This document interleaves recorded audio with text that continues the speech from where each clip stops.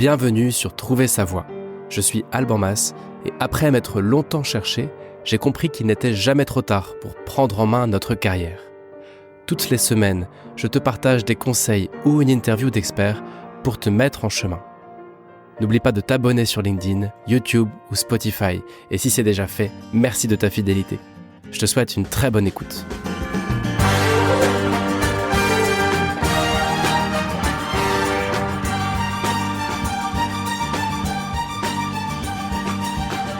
Bonjour à tous, bonjour à toutes. J'espère que vous avez la forme.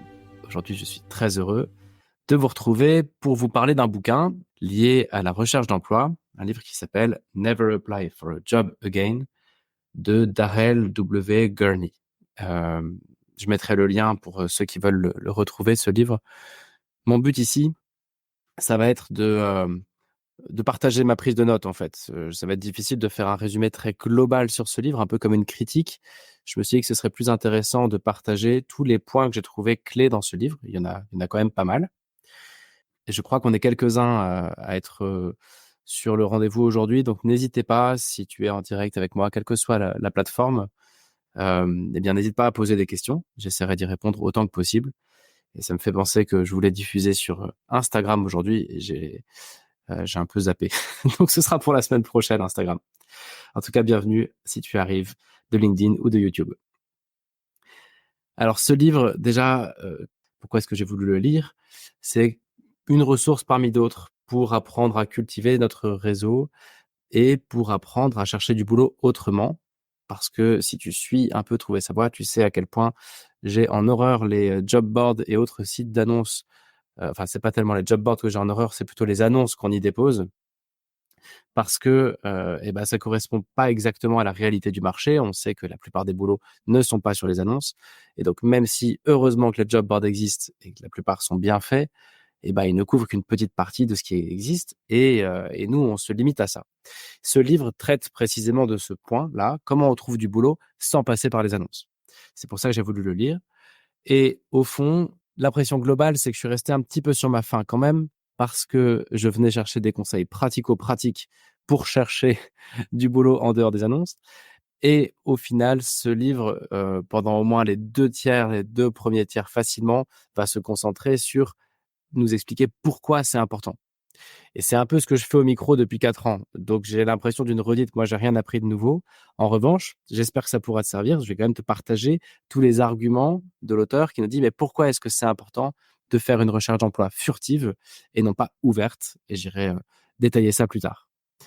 Et puis, il y a aussi toute une partie dans ce livre sur comment on s'y prend pour chercher un boulot par la rencontre, par le réseau. Et il y a quelques conseils intéressants. Mais là aussi, je suis resté un petit peu sur ma faim dans la mesure où ce que j'y ai lu, c'est des choses qu'on sait déjà et qu'on dit aussi déjà on l'a dit plusieurs fois sur Trouver sa voie, notamment dans l'interview d'Hervé Bommelaar sur réseauter comme un professionnel qui date d'il y a 2-3 mois. Bon, voilà. Donc, d'avance, j'annonce qu'il n'y aura pas forcément de grosses coupes. Par contre, je trouve que la façon d'amener le sujet de cet auteur est intéressante et vient nous bousculer un petit peu. Et au fond, la vraie valeur de ce livre, c'est ça. C'est un peu un coup de pied aux fesses qui nous dit arrête de faire comme si tu savais pas et prends conscience qu'il va falloir te bouger pour trouver du boulot autrement. Et ça, il le fait très bien, ce livre.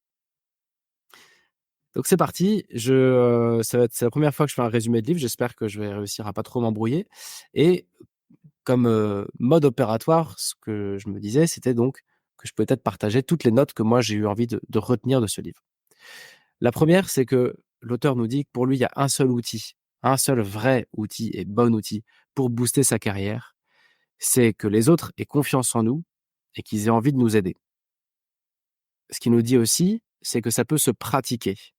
En fait, ça m'a fait prendre conscience, ce truc-là, que on est tous nuls en réseau et on n'aime pas ça et on se sent nul. Mais probablement parce qu'on est un peu nul, faut le reconnaître, en tout cas pour ma part. Mais ce qu'on ne reconnaît pas, ou en tout cas ce qu'on reconnaît moins facilement, c'est qu'on n'a pas de pratique, c'est qu'on n'a pas d'entraînement. Et donc ici, une première idée, c'est de se dire, c'est normal de ne pas savoir chercher du boulot en dehors des annonces, puisqu'on n'est pas entraîné. Et donc c'est normal quand on ouvre ce livre ou si tu écoutes cet épisode, que tu te dises: «Oui, moi je sais pas comment je vais faire parce que je sais pas comment faire». Bah oui, c'est normal, c'est comme tout. Et donc ici, il y a toute une courbe d'apprentissage à avoir et c'est comme un muscle, la rencontre, la capacité à se faire aider, à inspirer confiance, et ben ça se muscle et je pense que si tu m'écoutes là en direct ou en replay et si tu as une carrière notamment de cadre et encore plus de cadre dirigeant, eh bien plus tu vas monter en responsabilité dans la boîte, moins il y aura d'annonces. Jusqu'à un certain niveau, il y aura plus d'annonces du tout. Et donc ce muscle-là, eh ben, il est temps de se le muscler, quoi. Parce que toute ta carrière, ça te servira. Et comme il y a une montée en compétences, au plus tôt on commence, au mieux c'est. Voilà une première idée. La deuxième idée, phare de ce livre, c'est que notre éducation joue clairement en notre défaveur. En matière de se faire aider, rencontrer des gens, passer par le réseau. Et pourtant, c'est un Américain qui écrit ça. Pour les Américains, ils sont quand même hyper forts pour, avoir du small talk, pour aller, pousser des portes. Tout le monde peut avoir accès à tout le monde aux États-Unis ou au Canada. C'est pas le cas en France. En France, on a une culture du, «Écoute, si tu me contactes, qu'est-ce que tu viens m'embêter et pourquoi tu me contactes? Est-ce que tu veux quémander un boulot?» ou en tout cas, il y a forcément une mauvaise intention derrière. Il y a pas cette culture-là aux États-Unis, où on va être beaucoup plus à l'aise pour, contacter tout un chacun et où n'importe qui aura sa chance et pourra pitcher tout un chacun. Ah. Donc c'est un Américain qui nous dit: «Notre éducation joue clairement à notre défaveur, donc combien plus ce sera vrai pour nous en France?» Et il prend quelques points comme ça, j'ai retenu les essentiels. On apprend à ne pas parler aux inconnus quand on est jeune. Bah, on nous dit toujours: «Ne va pas parler avec quelqu'un que tu connais pas, ça peut être dangereux», voilà. Mais ici, c'est le contraire. Évidemment, l'auteur nous invite à parler à tout le monde, partout, tout le temps, pour faire émerger des possibles et pour partager nos projets. Deuxième élément éducatif, c'est Heu, occupe-toi de ce qui te regarde. Bah, lui, il nous dit: «Attends, non, non, ça, il faut désapprendre». Ici, clairement, dans ce genre de façon de chercher du boulot, il faut être visible et donc il faut pouvoir donner son avis ou apporter son aide ou poser des questions sur des choses qui sont pas clairement de ta responsabilité. Il va falloir aller regarder un peu dans l'assiette du voisin pour voir comment tu peux l'aider, comment tu peux prendre contact avec lui. Donc il va falloir t'occuper de choses qui ne te regardent en théorie pas. Alors que étant enfant, on a appris à ne pas nous mêler de ce qui ne nous regarde pas. Ensuite, il y a attends ton tour. Bah oui, prends patience, attends ton tour et cetera. Attends qu'on vienne te chercher. Bah non, ici évidemment, si personne vient te chercher, si tu fais pas toi-même plutôt, personne viendra te chercher. Et donc, hop, cette croyance-là qui consiste à penser que si on travaille bien, quelqu'un nous proposera une évolution. Si, on est bon dans ce qu'on fait, ce sera connu et reconnu. Bah non. Et c'est encore plus vrai pour les femmes qui, en général, ce que j'observe, vont attendre de faire valoir leurs compétences pour que quelqu'un, voilà, voit leur niveau et les fasse monter et c'est encore vrai ce décalage homme-femme, je le vois tous les jours dans mon boulot. Non, en fait, si on attend notre tour, bah, notre tour, il peut ne jamais venir, quoi. Donc il y a un petit côté, une invitation à allez, être un peu assertif. Attendre qu'on nous donne la parole pour parler. Bah, ici, c'est pareil. L'enjeu, c'est de prendre la parole sans qu'on nous l'ait donnée. Ne pas faire de vagues, ne pas être prétentieux. Ne pas déranger, ça c'est une croyance extrêmement limitante en matière de rencontres et de comment se faire aider pour trouver un boulot. Parce que évidemment qu'on va déranger les autres et c'est le but de la démarche que d'aller demander quelque chose à quelqu'un qui ne t'attendait pas, qui n'avait pas prévu que tu le rencontres ou que tu, l'appelles. Et donc évidemment qu'il va falloir se mettre à l'aise avec le fait de déranger, mais on peut déranger sans déranger. Et c'est ce qu'on verra un peu plus tard. On peut solliciter sans déranger. Une autre croyance qui vient de notre éducation et qui nous joue des tours, c'est de respecter les règles. Hem, i L'auteur cite un gourou du marketing que je connaissais pas, qui s'appelle Dan Kennedy et qui disait: «Observez ce que fait la majorité, puis faites le contraire». Bah, ici, c'est un peu ça. Si on fait comme la majorité, c'est-à-dire si on attend de regarder les annonces d'emploi et qu'on postule comme tout le monde le fait, et ben, on aura la carrière de monsieur tout le monde, madame tout le monde. Et là, je t'invite à ouvrir les yeux et à regarder autour de toi dans la vie. Est-ce que les gens ont l'air heureux au boulot? Est-ce que les gens ont l'air épanouis? Et je rejoins une autre citation qu'on trouve dans ce livre qui vient de, Henri David Thoreau qui dit en gros: «La plupart des gens mènent une existence de désespoir tranquille» et il y a un peu de vrai là-dedans. Donc si on fait comme tout le monde et ben, on est dans la même mouvance que tout le monde et cette mouvance-là, n'est pas toujours porteuse. En tout cas, en matière d'évolution de carrière et de recherche de boulot, je pense qu'elle n'est pas porteuse du tout. Donc l'auteur nous dit d'abord: «Ton éducation t'a, inculqué des valeurs qui vont te jouer des tours quand tu auras besoin de te faire aider et d'aller pousser des portes. Donc désapprenons tous ces éléments-là. Ne pas déranger, respecter les règles, ne pas parler aux inconnus, s'occuper de ce qui nous regarde, attendre notre tour. Tout ça, on est invité à le désapprendre.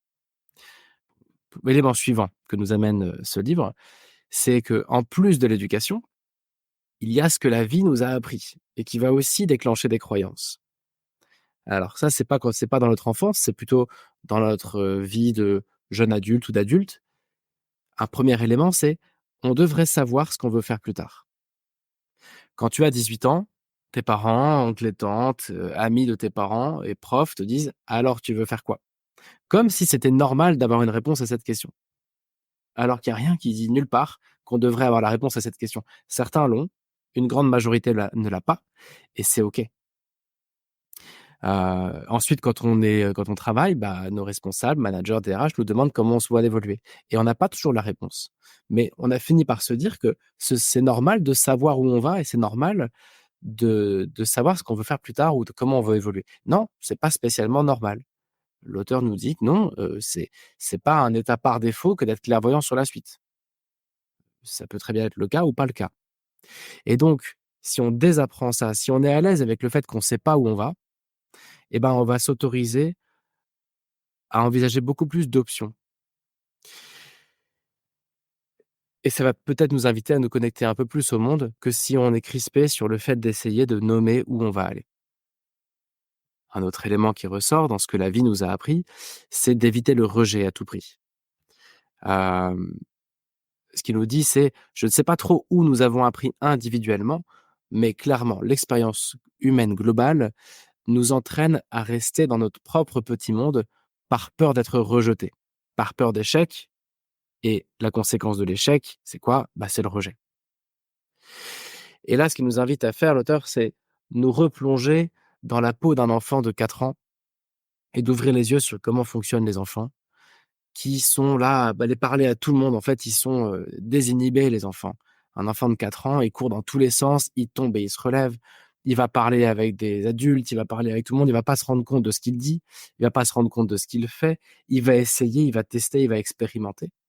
Et nous, on a appris à se méfier du rejet, on a appris à ne plus se comporter comme ça et on a du coup désappris à aller rencontrer des gens de façon presque un peu aléatoire, mais juste pour s'ouvrir à autre chose et pour découvrir autre chose. Et ça, c'est une croyance qui nous freine terriblement quand il s'agit de trouver du boulot en se faisant aider par d'autres personnes. Et ce que nous dit aussi l'auteur sur le rejet, c'est que selon lui, le rejet, au fond, heu, peut être considéré non pas comme un rejet, mais comme une redirection. C'est-à-dire que quand ton écosystème, quand ton environnement social te rejette ou quand un ami ou un proche, une famille te rejette, soit on peut le voir comme du rejet, soit on peut le voir comme une redirection. OK, j'ai peut-être besoin d'un autre univers, d'être dans un autre bocal. C'est pas le rejet en soi qui est important, c'est la direction nouvelle que ça peut m'apporter. Je me sens plus bien dans ce milieu ou avec ces personnes-là ou entouré de ces gens-là. OK, peut-être qu'il y a une redirection à prendre, une redirection sociale, j'entends, ou professionnelle. Autre croyance héritée de notre vie qui nous joue des tours, bien faire les choses. On dans le boulot notamment, hein, on est incentivé pour bien travailler, on a des on est on est audité, on a des points de fin d'année, on suit la performance de chacun et donc, surtout pour les perfectionnistes, mais même pour tout le monde, on est évidemment invité à bien faire les choses, à avoir bon, à bien travailler. La conséquence de ça, c'est qu'on va finir par se dire qu'on ne fait quelque chose que si on a la garantie de bien pouvoir le faire. Typiquement, quand on parle de se faire aider par quelqu'un d'autre ou de réseautage ou de façon alternative de chercher un boulot, on ne peut que bidouiller. Ça peut pas être nickel du premier coup. Ça ne peut pas être, un contact où on va être dans le mille et hop, on a trouvé un super boulot. Ça va être très itératif, ça va être beaucoup de hauts et de bas, ça va être beaucoup de test and learn et donc il faut pouvoir se lancer, même si on n'est pas sûr de pouvoir bien faire. Il faut pouvoir prendre contact avec quelqu'un, même si on n'est pas sûr que l'entretien sera incroyable et qu'on va en ressortir avec un boulot. Ce qui est assez, contre-naturel, antinaturel pour nous. Autre croyance, je vais essayer de finir rapidement sur les croyances héritées de notre vie adulte. Il y a, se débrouiller soi-même. Il va aussi y en avoir une autre qui est que les gens importants n'ont pas de temps pour moi. Bah si, les gens importants, ils ont du temps pour tout le monde, ça va juste dépendre de qu'est-ce qu'on amène. C'est sûr que la plupart des gens n'ont pas de temps, mais on trouve toujours le temps pour ce qui nous intéresse et donc si tu amènes quelque chose qui va intéresser une personne, il trouvera le temps de te répondre. Là-dessus, je fais une petite digression, mais j'ai un client qui a illustré ça très bien en me disant qu'un jour, il avait eu une idée de boîte et avec 2 amis et ils ont, écrit un mail à Xavier Niel. Ils ont envoyé sur la boîte mail de son fonds, je sais plus trop comment ils l'ont trouvé son mail. Ils ont envoyé un mail comme ça, vraiment bouteille à la mer, un peu à l'américaine en disant: «Voilà, on a cette idée-là, mais bon, on trouverait ça cool de la développer» et ils ont été rappelés par le fonds et pourtant c'était vraiment, complètement balbutiant, c'est pas allé plus loin ni rien. Mais un fonds d'investissement débordé d'un entrepreneur débordé a pris le temps de répondre à ces 3 compères-là, qui avaient un projet complètement bidon et ils étaient complètement sous-outillés pour développer leur projet. Ils étaient très jeunes, ils étaient pas équipés ni rien, mais un peu à l'américaine. Il y a quelqu'un qui a pris le temps de les écouter et quelqu'un d'important et de débordé. Pourquoi? Parce que ce qu'ils ont pitché, c'est le fonds a trouvé ça intéressant. Donc tout le monde est disponible. Ça dépend de est-ce que ce que tu vas poser comme question à cette personne, est-ce que la raison pour laquelle tu vas la contacter, eh bien, ça va l'intéresser. Voilà en gros un premier résumé qui nous dit qu'on n'est pas vraiment câblé à la base pour aller vers l'autre et pour, chercher du travail autrement qu'en regardant ce qui est disponible. Se faire aider, c'est contre-intuitif pour toutes les raisons qu'on a évoquées précédemment. Ensuite, l'auteur nous invite à considérer 2 voies de recherche d'emploi. Une première qui est la voie traditionnelle, il appelle ça la voie ouverte. Je regarde ce qui est ouvert, les postes qui sont ouverts et je postule. Et puis, il amène une autre voie alternative, celle qu'il défend, c'est la voie furtive. Et ici, l'idée, c'est de devenir un initié, un peu comme à la bourse, où il va y avoir des délits d'initié quand on a eu une info qu'on n'aurait pas dû avoir. On l'a eu avant tout le monde, et sauf que ça, c'est illégal à la bourse. Ici, c'est de faire du délit d'initié légal en matière d'offre d'emploi. Et ça, c'est la version furtive, et on va en reparler. Si je dois détailler un tout petit peu plus les 2 versions et leurs limites, en tout cas les limites de la première, sur la recherche ouverte, ce que nous dit l'auteur, c'est que ça te met en concurrence avec des milliers de personnes. Et en plus, ça te limite à 30 des offres parce qu'on le sait tous, 70 des offres d'emploi ne sont pas sur les sites d'annonces. La voie furtive, bien ici, c'est d'être le premier au courant quand le bon job arrive. Donc tu es pas en concurrence avec des milliers de personnes, tu es la première personne au courant. Ça permet aussi d'avoir des opportunités et des offres d'emploi en dehors de ton secteur habituel, de ton métier, de tes compétences. Alors que dans la voie ouverte, tu es cantonné à ton CV, à tes compétences, ton métier, ton secteur. Personne ne prendra le risque de recruter un inconnu en, en, en faisant un pas de côté et en prenant un risque sur ses compétences ou son secteur. Dans la voie alternative, dans la voie furtive, vu qu'il y a eu une rencontre, bah, cette personne, elle pourra peut-être te proposer un job qui n'est pas exactement dans la lignée de ce que tu fais. Ça ouvre le champ des possibles.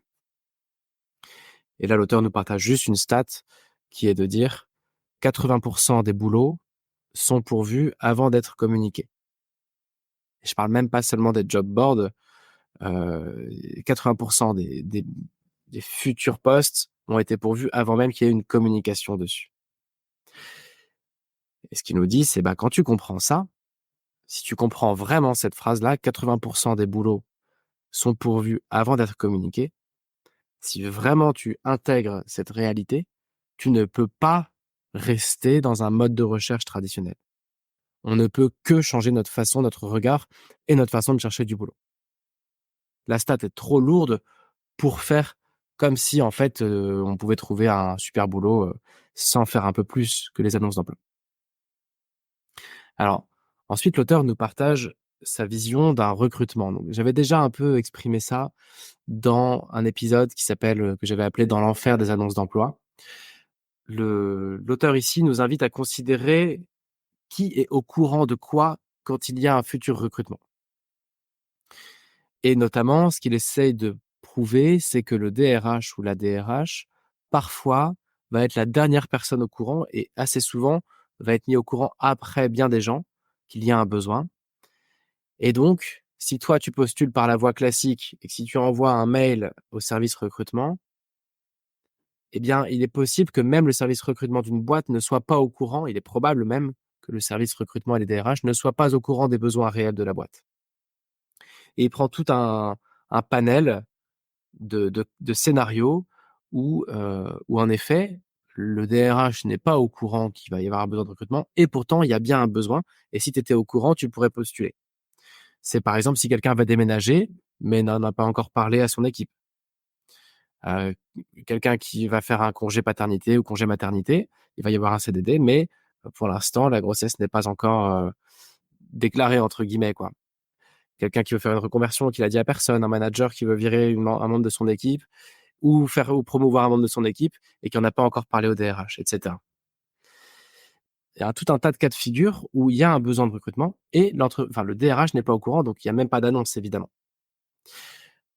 Il y a seulement la personne concernée qui va être au courant ou le manager ou les collègues ou les amis ou la famille et donc au plus tu connais de monde, au plus tu as de chances d'être en contact avec quelqu'un qui est initié à ce besoin et donc toi aussi d'être initié et d'être avant même que le besoin soit communiqué, bah, de pouvoir postuler. Donc si je reprends le fil d'un besoin en recrutement, il y a un besoin et d'abord il y a un laps de temps où le DRH n'est même pas au courant. Mais toi, tu pourrais postuler si tu étais au courant de ce besoin. Ensuite, une fois que le DRH est au courant, enfin, pour mettre le DRH au courant, pardon, on le fait quand on n'a pas réussi à trouver les réponses. J'ai aucun ami, aucun collègue, aucune personne dans la boîte que je connais avec qui je m'entends bien, qui a envie de prendre le boulot. OK, bah, j'en parle au DRH, on a un besoin. Donc déjà, c'est déjà, je vais pas dire que c'est un échec, mais c'est déjà parce qu'on n'a pas trouvé qu'on va faire ça. Ensuite, le DRH va faire pareil, hein. Il va refaire une boucle avec ses propres connaissances qui sont plus globales. Il va essayer de staffer le poste.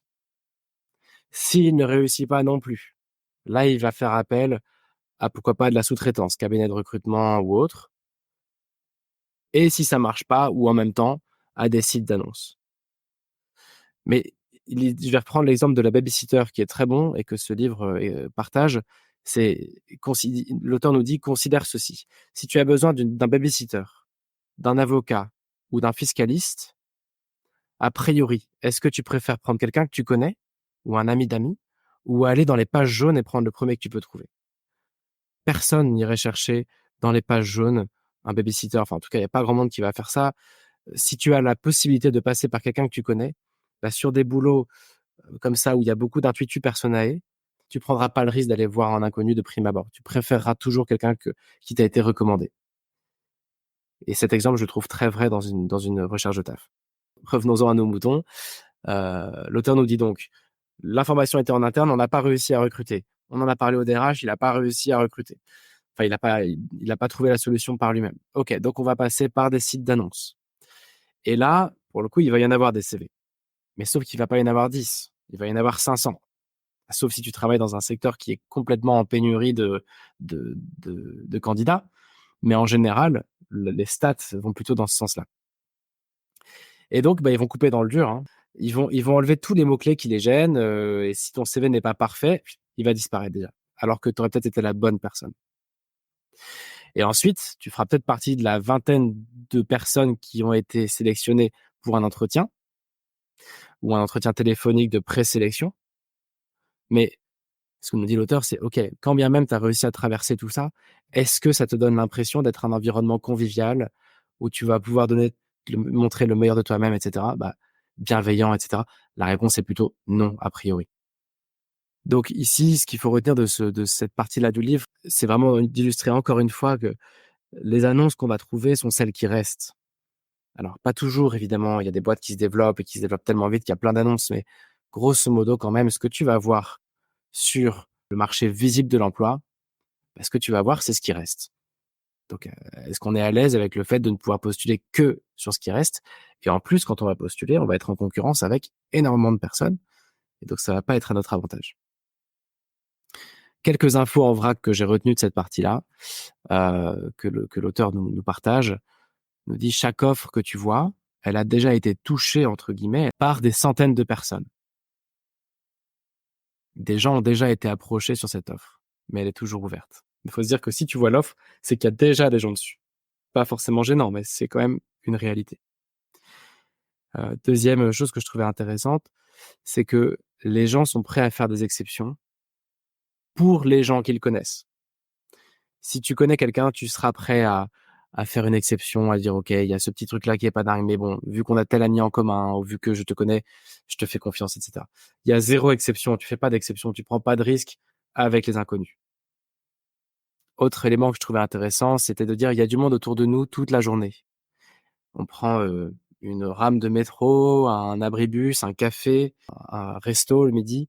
Autour de nous, il y a plein de monde et on ne sait pas qui sont ces gens et encore plus important, on ne sait pas qui ils connaissent. Donc ça veut dire qu'au fond, n'importe qui pourrait avoir la clé dont tu as besoin parce qu'on ne sait pas qui connaît qui. Une autre image que j'ai trouvée intéressante, c'était celle de la station de radio. C'est de dire, imagine que tu es toi, tu as une station de radio dans une vallée où il y a des montagnes partout autour et ça ne capte pas. Bah, comment tu fais pour faire valoir ton contenu si personne ne te reçoit? C'est tout bête, mais il y a un moment où au plus tu vas augmenter le nombre de personnes qui vont te recevoir, au plus tu vas augmenter les chances d'être entendu et d'avoir des opportunités. L'auteur nous dit aussi que, il en va du boulot un peu comme de l'amour. C'est le meilleur moyen de trouver un boulot, c'est de ne pas être, en détresse, quoi. Il nous dit: «En amour comme en boulot, le désespoir agit de la même façon». Quand on cherche du boulot, si on est désespéré, ça se voit et c'est pareil en amour et donc l'idée, c'est d'avoir aussi toute une forme d'hygiène de recherche de travail qui est de rester en mouvement perpétuel pour rester en éveil aux opportunités, pour ne pas forcément devoir trouver, un boulot du jour au lendemain parce que là, ça y est, il devient urgent de trouver, quoi. Ça fait un peu fuir tout le monde. Donc ça veut dire d'accepter que ça prend du temps et de rentrer dans une gymnastique qui est un peu plus lente, mais qui amène de meilleurs jobs.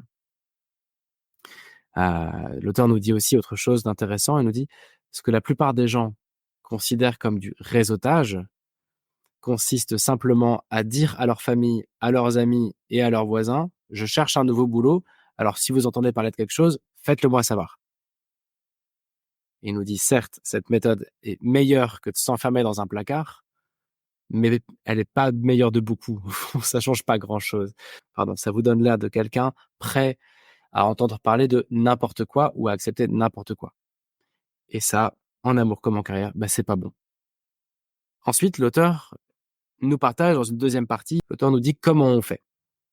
Concrètement, OK, j'ai entendu tout ça, je suis convaincu, je suis décidé à chercher un peu autrement. Concrètement, je fais quoi?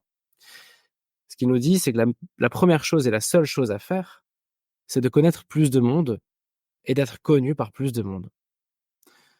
Donc il nous invite à trouver 1000 occasions pour entrer en relation sans jamais demander un job.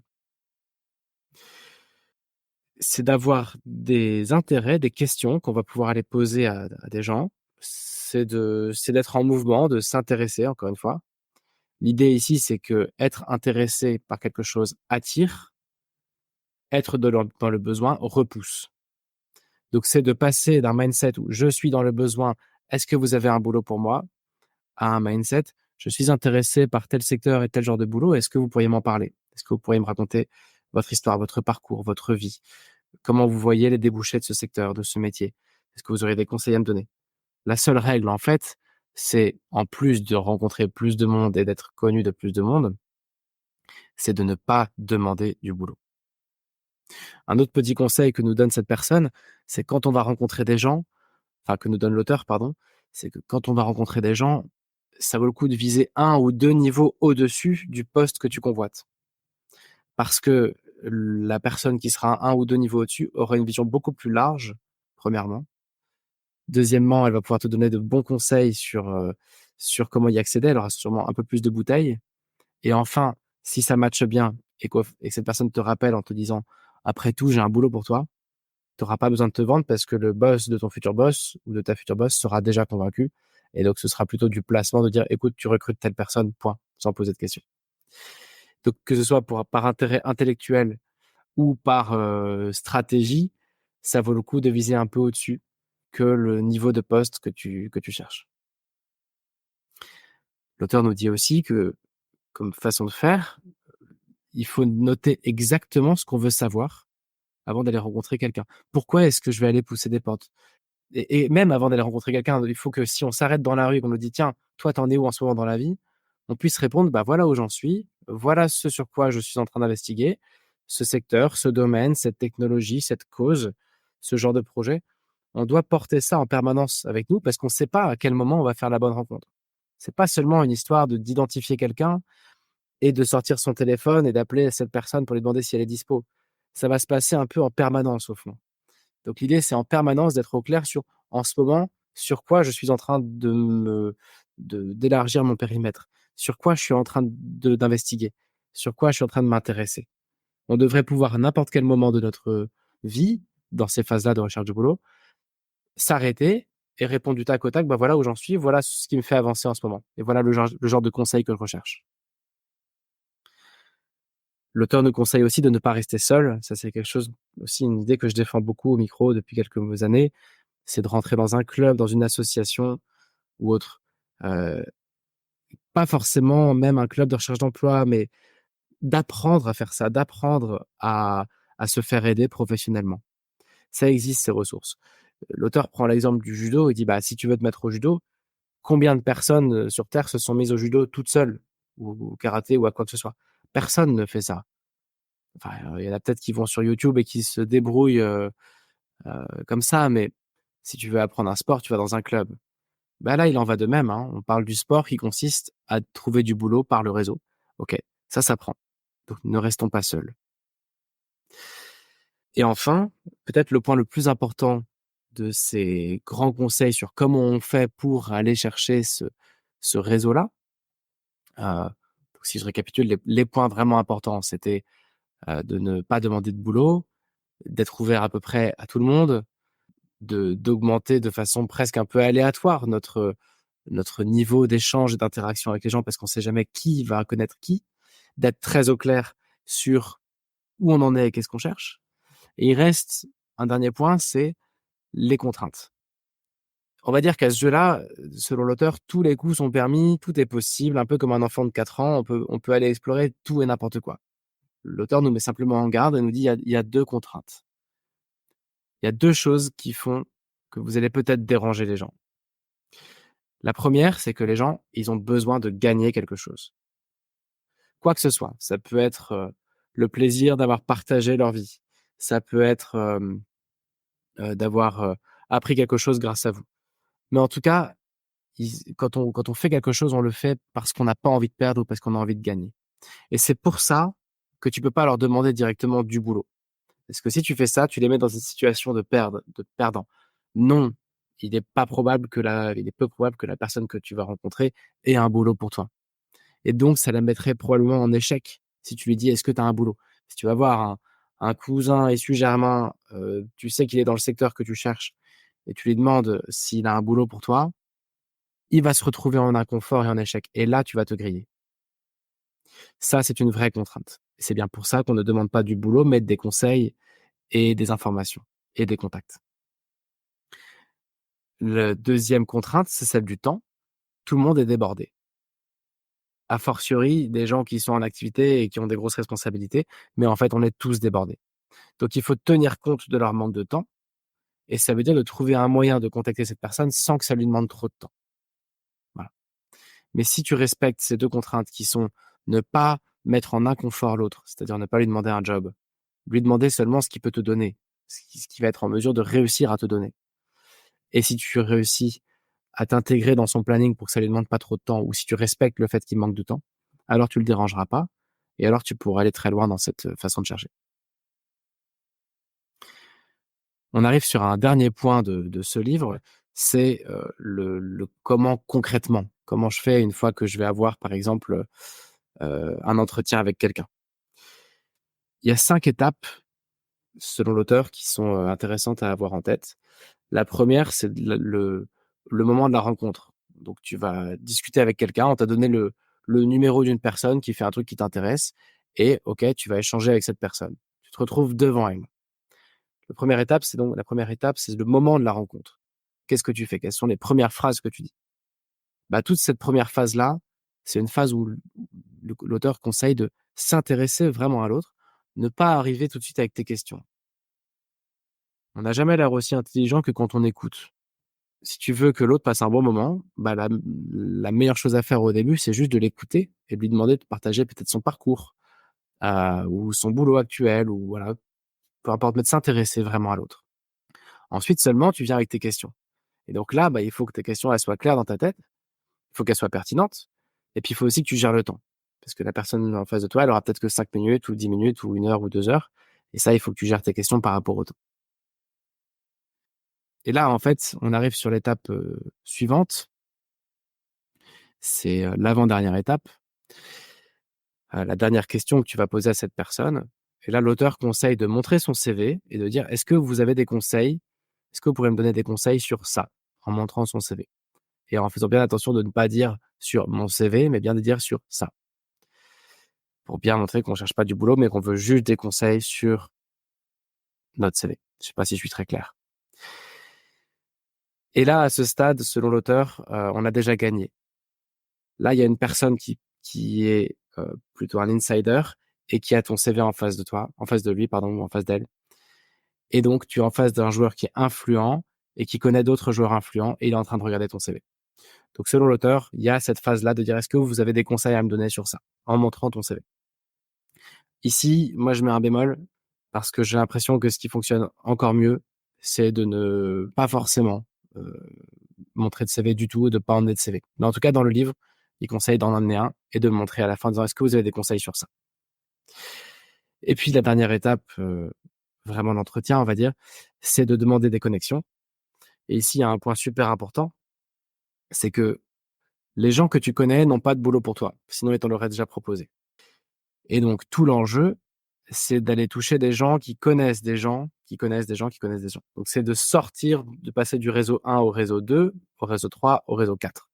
Comme ça, comme les couches d'un oignon. Et donc, pour accéder aux autres couches, tu n'y auras accès qu'avec des recommandations. Sinon, les gens vont pas forcément te répondre, surtout en France. Donc, la conclusion, elle est essentielle, c'est de demander une connexion. Donc ici, l'auteur nous invite non pas à demander: «Est-ce que vous avez des contacts?» qui fonctionne pas très bien comme formulation, mais plutôt: «Est-ce qu'il y a des gens qui seraient aussi intéressants que vous l'avez été pour moi? Ou qui pourraient m'aider à continuer à avancer, ou qui pourraient m'aider à me partager des choses comme vous l'avez fait?» L'objectif, c'est d'avoir 2, 3 contacts. Parfois, il faut un peu les aider en leur donnant des types de personnes qui pourraient nous être utiles dans tel genre de boîte, dans tel genre de secteur, dans tel genre de métier. Et puis enfin, la dernière étape, c'est les remerciements et puis un petit mail quelques jours après pour dire: «Voilà ce que j'ai retenu, merci beaucoup» et cetera. Ça peut être l'occasion de redemander des connexions. Parce que souvent, quand on va demander: «Est-ce que ça vous fait penser à quelqu'un, que vous pourriez me présenter, qui pourrait m'aider à continuer à avancer?» en général, en face de toi, tu auras quelqu'un qui va être un peu désarçonné, qui va dire: «Ah, «Là, comme ça, je vois pas», mais qui va continuer à y réfléchir et si tu le relances 2, 3 jours après, en le remerciant et en disant: «Voilà, je vous rappelle que je suis toujours preneur de personnes intéressantes pour avancer», eh bien, c'est possible qu'elle ait de nouvelles idées et que là, elle te les partage. Voilà et la conclusion de l'auteur sur tout ça, il nous invite à garder 10 de notre temps de travail à cultiver tout ce qu'on vient de dire là. Cultiver son réseau, même si c'est horrible de dire ça, rester en mouvement, continuer à s'intéresser à de nouvelles personnes, à de nouveaux secteurs, aux évolutions de ce qu'on fait. Il nous encourage à avoir 10 de notre temps de travail qui sert à préparer notre futur travail, en fait, à être visible et à ne pas être tout seul pour pouvoir se faire aider, heu et dénicher des offres qui ne sont pas dans les annonces. Donc voilà, c'est vraiment toute une gymnastique qui nous invite à avoir et qui est, vertueuse. Je voudrais conclure cet épisode avec un petit exercice qui est proposé dans le livre et que je trouve excellent. Alors je l'ai pas fait, mais bon, si tu le fais, tu pourras me débriefer. Ça consiste à aller dans un café, à un endroit que tu aimes bien. Alors ça peut être, n'importe quoi, un Starbucks, un PMU, genre peu importe. Mais de s'installer dans un coin que tu aimes bien, de commander pardon, une boisson, sympa et puis d'attendre. Sans téléphone, sans tablette, sans journal, sans ordi. Juste d'être là sur ta table, avec ta boisson et d'attendre. théoriquement, en moins de 10 minutes, quelqu'un devrait commencer à dire quelque chose, une banalité du style: «Ah, il fait beau aujourd'hui» ou je sais pas quoi. Et ça, l'idée, l'objectif, le petit défi, c'est, de lancer une discussion et de dire où t'en es et ce que tu cherches comme genre de contact et d'informations et autres. Et il est très probable que cet échange-là te fasse déjà faire un petit pas. C'est-à-dire qu'une personne aléatoire qui va voir que tu ne fais rien, va vouloir discuter avec toi et en discutant avec toi, eh bien, il est probable que ça porte déjà du fruit, que cette personne ait envie de t'aider à atteindre ton objectif et te donne des ressources ou des conseils ou des contacts et autres. Donc c'est un petit défi que nous donne, enfin, que nous propose l'auteur et que je te partage aussi. C'est d'aller s'asseoir 10 minutes, enfin, d'aller s'asseoir dans un café, commander un truc, attendre et voir ce qui se passe. Et puis si rien ne se passe, bah, c'est d'être un peu plus proactif et de s'intéresser à quelqu'un, de faire le premier pas. Voilà ce que je voulais partager aujourd'hui. Voilà donc le résumé de ce livre. Il y a toute une phase que j'ai un peu passée, vite fait, c'est la phase de, comment est-ce qu'on écrit le message pour prendre contact avec quelqu'un? Parce que c'est très lourd, c'est en fait, il met des modèles de lettres et elles sont je trouve assez lourdes. Lui, il privilégie le manuscrit, donc c'est un peu lourdingue. Et puis c'est aussi très à l'américaine, c'est-à-dire qu'après l'idée, c'est d'appeler chaque jour pour dire: «Est-ce que vous avez reçu mon courrier?» et cetera. Je préfère faire l'impasse là-dessus parce que je trouve que c'est pas très valable pour nous. En revanche, cette année, je m'engage à faire des épisodes sur comment on fait pour trouver des gens quand on a le sentiment de pas avoir le bon réseau ou d'avoir fait le tour de son réseau. Ce sera tout pour cette semaine. J'espère que, ça pourra vous aider à avancer. En tout cas, merci de votre fidélité et puis n'hésitez pas à partager, Trouver sa voie à tous les gens que vous aimez et qui peuvent avoir envie de développer leur carrière.